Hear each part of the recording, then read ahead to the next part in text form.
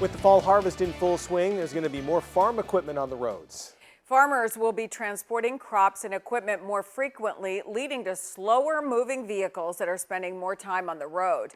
According to Joel DeYoung with Iowa State Extension, October is the leading month for farm vehicle crashes. Farmers should have several slow-moving signs and lights on their equipment at all times. Drivers should also do their part to prevent accidents.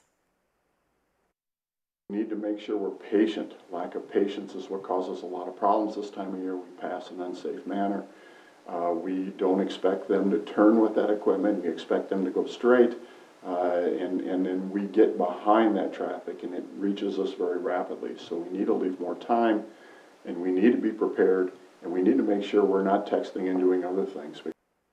According to DeYoung, the heaviest traffic happens during the day.